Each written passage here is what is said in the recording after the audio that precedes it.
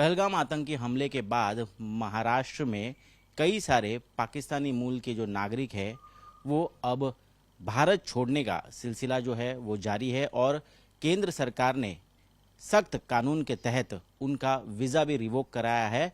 उसकी वैधता आज खत्म हो रही है। हमारे साथ महाराष्ट्र के गृह राज्य मंत्री योगेश कदम जी है, उनसे जानने की कोशिश करेंगे आखिरकार महाराष्ट्र में जो पाकिस्तानी मूल नागरिकों की संख्या बताई जा रही थी, अब तक के क्या आंकड़े हैं, क्या जानकारी है, कितने लोग छोड़कर जा चुके हैं और कितनों का जाने का सिलसिला अभी भी जारी है। लगभग 4.5 से 5,000 के दरमियान पाकिस्तानी नागरिक बतौर वीज़ा लेके महाराष्ट्र में आए थे। उसमें कुछ लॉन्ग टर्म वीज़ाज़ के हैं, कुछ शॉर्ट टर्म वीज़ाज़ के हैं। शॉर्ट टर्म वीज़ाज़ में भी जो कैटेगरीज है, टूरिज़्म के अंडर, कोई मेडिकल हेल्प के अंडर, पर्सनल रीज़न के अंडर, और स्टूडेंट वीज़ा जो है वो सब शॉर्ट टर्म वीज़ाज़ थे। तो बेसिकली जो शॉर्ट टर्म वीज़ा लेके आए हैं उनको इमीडिएटली 27 तारीख तक भारत छोड़ने के लिए कहा गया है, और जो मेडिकल ग्राउंड पे आए हैं उनको 29 तक, उनको 2 दिन एक्स्ट्रा दिए गए हैं। लेकिन जो शॉर्ट टर्म वीज़ा पे उनको सभी को भारत छोड़ना पड़ेगा। क्या कुछ आंकड़ा बता सकते हैं आप कि कितने शॉर्ट टर्म वीज़ाज पर आए हुए थे और उनको यहाँ से अब बाहर जाने के लिए बताया गया है? ये एग्जैक्ट आंकड़ा नहीं बता पाएंगे क्योंकि अभी तक कंपाइलेशन चालू है, लेकिन मेरा अंदाज़ा जो है, लगभग हमारा अंदाज़ा 200-250 के आसपास ये कुछ शॉर्ट टर्म वीज़ाज के हो सकते हैं। लेकिन अभी तक कंपाइलेशन चालू है, तो ये इसकी पुष्टि मैं अभी नहीं कर सकता हूँ, लेकिन उसके दरमियान ही हो सकते हैं। अब इसमें शॉर्ट टर्म वीज़ाज में कई सारे एक्टर्स, कई सारे कलाकार, कई सारे खिलाड़ी जो है वो महाराष्ट्र मुंबई में आते हैं। क्या उन्हें कोई कंसेशन दिया गया है या क्या उनकी तरफ से ऐसी कोई रिक्वेस्ट आई है कि हमें जो जिस काम के लिए वो आए हैं वो पूरा करने तक उन्हें यहाँ पर रहने के लिए जो है परमिशन दी जाए? मेडिकल ग्राउंड पे जो वीज़ास लेके आए थे उनमें से किसी आई थिंक पेरेंट्स ने कुछ रिक्वेस्ट की थी, लेकिन अभी तक किसी को एग्जाम्पशन नहीं दिया गया है। जो शॉर्ट टर्म वीज़ास पे आए हैं उनको सबको नोटिस सर्व की गई है।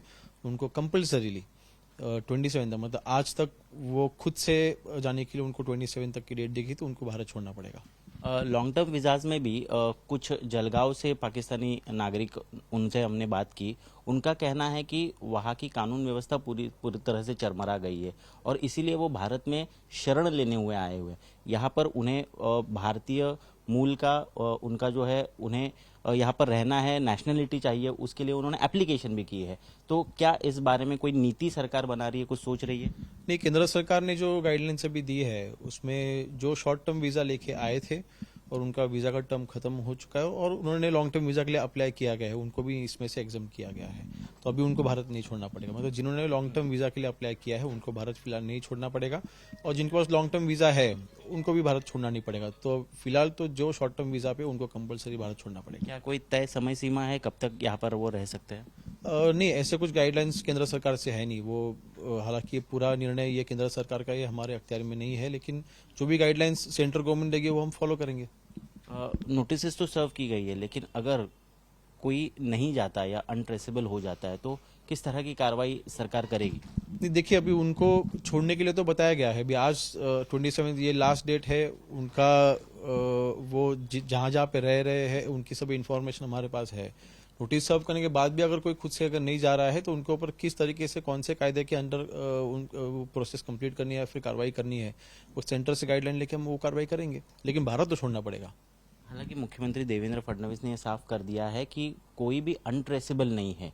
क्या ऐसी कोई जानकारी आई है और अधिकृत तौर पर अगर कोई अनट्रेसेबल होता भी है तो क्या उसे ढूंढ के निकालने की कोई यंत्रणा सरकार के पास है? फिलहाल तो कोई अनट्रेसेबल है नहीं, लेकिन अगर ऐसा कि कोई अगर टच में आता नहीं है या फिर कोई अनट्रेसेबल नहीं होता है तो बिल्कुल उस बारे में उसका गंभीर मद्देनजर रखते उसके ऊपर वो कार्रवाई की जाएगी। लेकिन अगर देखिए, जो सिचुएशन बांग्लादेशियों के बारे में है वो यहाँ पे नहीं है।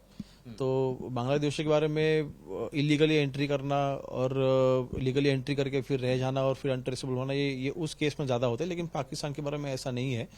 जो भी पाकिस्तानी इस महाराष्ट्र में है वो कोई अनट्रेसेबल नहीं है, लेकिन अगर कोई भी अगर अनट्रेसेबल होगा या फिर कोई अनट्रेसेबल होने की कोशिश करेगा तो बिल्कुल उनके ऊपर भी वो कड़क कार्रवाई की जाएगी। इस आतंकी हमले के बाद सारे भारतीय जो है वो काफ़ी भावुक भी हो गए और काफ़ी गुस्सा भी उनमें देखा जा रहा है। और ऐसे में कई सारे मार्केट्स है, जैसे दादर में एक घटना घटी जहां पर कुछ अल्पसंख्यक समुदाय के लोगों पर अटैक किया गया, उन्हें मारा पीटा गया।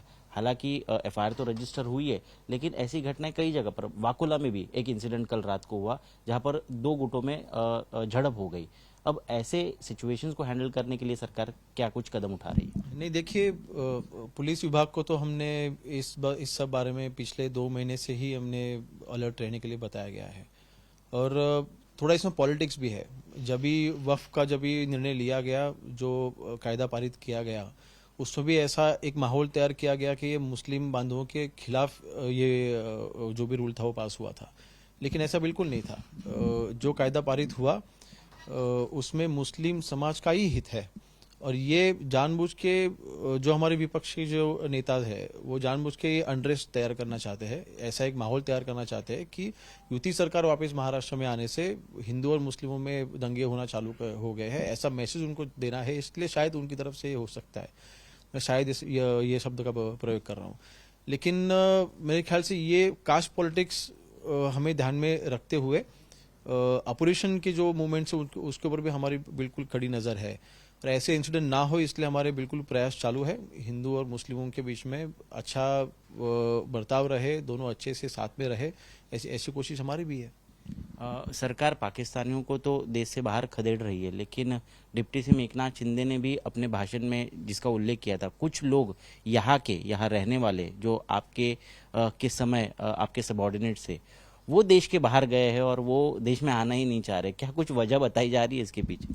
देखिए, अभी जब भी ये हमला हुआ तभी अभी मैं भी खुद अब्रॉड था मेरी फैमिली के साथ में, सब छोड़ छाड़ के मैं उसी रात को पहुंचा। नरेंद्र मोदी जी हो, उनका भी वो भी भारत के बाहर थे, वो भी इंटरनेशनल उनका जो भी टूर्स थे वो सब कैंसिल करके आ गए। हम सब आखिर में कुछ सेंटिमेंट्स होते हैं, कुछ जिम्मेवारी होती है, और जितनी जिम्मेवारी सत्ताधारी पक्ष की है उतनी जिम्मेवारी विपक्ष की भी होती है। क्योंकि आपने देखा होगा 2 दिन पहले ही सेंट्रल गवर्नमेंट ने भी विपक्ष और पक्ष को साथ में लेके, सभी सत्ताधारियों को और विपक्ष को साथ में लेके बैठक भी ली। उस बैठक में भी उद्धव जी के कोई गए नहीं। तो आपकी आपकी भूमिका क्या है? ऐसे इतना बड़ा हादसा भारत के ऊपर होता है, इतना बड़ा हमला भारत के ऊपर होता है, और ऐसे मामले में जब भी गवर्नमेंट जब भी आप मीटिंग बुलाते हैं उसमें आप नहीं जाते हो। मतलब सिर्फ 24 घंटे सिर्फ पॉलिटिक्स ही करना है। कौन से मुद्दे को लेकर पॉलिटिक्स करना है ये भी इनको अगर नहीं समझता हो तो मेरे ख्याल से संजय राउत जी ने आज तक उद्धव जी को तो खत्म किया ही है, अभी वो आदित्य जी को भी खत्म करने निकल चुके हैं।